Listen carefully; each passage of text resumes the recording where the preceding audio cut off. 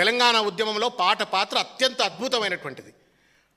నువ్వు నిజంగానే గద్దరన్న వల్లనే నువ్వు అధికారంకి వచ్చినా అన్న కృతజ్ఞత నీకుంటే ఆయన పేరు మీద యూనివర్సిటీ పెట్టు. మేము మాట్లాడతాం. రేపు మళ్ళా కేసీఆర్ గారు ముఖ్యమంత్రి అయిన తర్వాత మేము తప్పనిసరిగా మేము రిక్వెస్ట్ చేసుకుంటాం. మేము ఎట్లా గౌరవించుకోవాలో గద్దరన్న అట్లా గౌరవించుకుంటాం.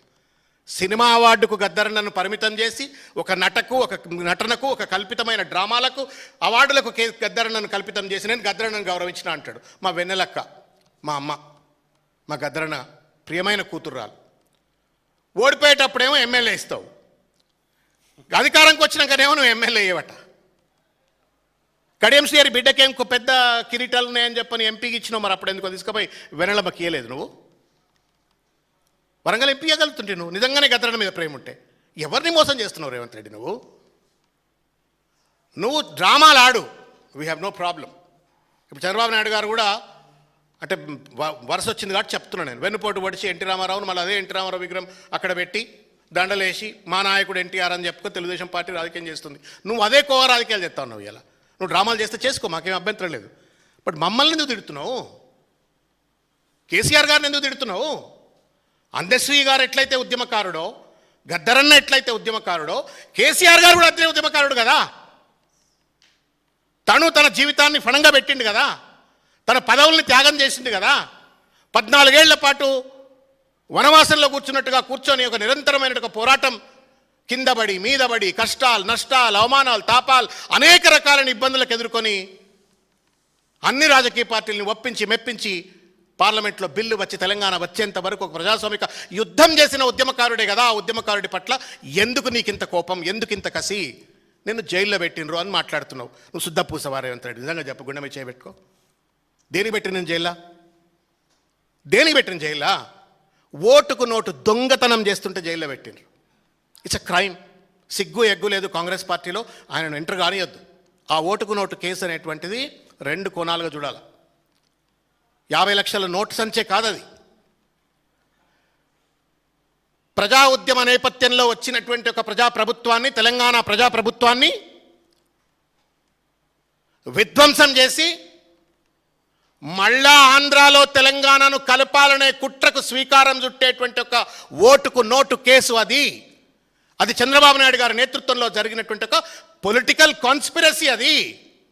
ఆ కాన్స్పిరసీలో భాగమైన రేవంత్ రెడ్డిని మీరు చెప్పరు ముద్దు పెట్టుకోమంటే ముద్దు పెట్టుకుంటాం. ముద్దు పెట్టుకొని మూతులు నాకుతారు. ఆయన ఏమన్నా you wanted to destroy Srikanthachari నుండి మొదలుకుంటే దాదాపు 1100 మంది తెలంగాణ అమరవీరుల యొక్క త్యాగాల ఫలితంగా వచ్చిన తెలంగాణ రాష్ట్రాన్ని ఆంధ్ర పాలకుల యొక్క మెప్పు కోసం ఓటుకు నోటు కేసు ద్వారా నువ్వు ప్రభుత్వాన్ని, కేసీఆర్ ప్రభుత్వాన్ని విధ్వంసం చేసే కుట్ర చేస్తుంటే ముద్దు పెట్టుకోవాలట. ఆయనను జైలుకు పంపొద్దట. జైలుకు పంపితే నన్ను ఎన్ని జైళ్ళకో పంపినరు అని మాట్లాడుతున్నాడు. కేసీఆర్ మంచోడు, ప్రామిస్ చెప్తున్నా. నాలాంటోడు అయితే బిడ్డ నువ్వు జీవితంలో బయటికే రావు నువ్వు జీవితంలో. Because it is not about KCR, it is not about TRS, it's about 4 crore people, self-respect and pride and sacrifices and struggle. 60-70 సంవత్సరాల నిరంతర పోరాటం తర్వాత వచ్చిన తెలంగాణ ప్రజాప్రభుత్వాన్ని విధ్వంసం చేస్తున్నాడు ఓటుకు నోటు కేసులో. నన్ను జైలుకు పంపినరు అని చెప్పని సొల్లుకు తలుగుస్తున్నాడు. పేపర్లలో టీవీలలో రాస్తున్నారు. అది ఎందుకు పంపినరు రేవంత్ రెడ్డి నేను జైలుకు?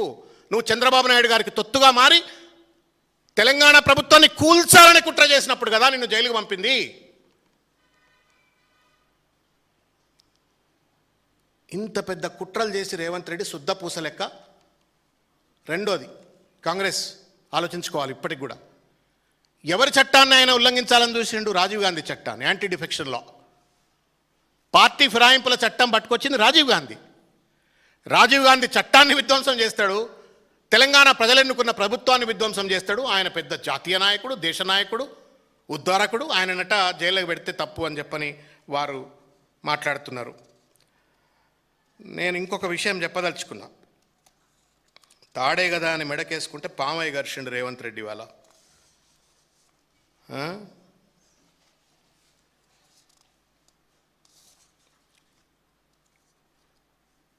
ఆయన చెప్తా ఉన్నాడు నిన్న, రోజుకు 16-18 గంటల పాటు ఈ సహచర మంత్రివర్గ సభ్యులు పనిచేస్తున్నారటనా. A joke of the year ఇది. 16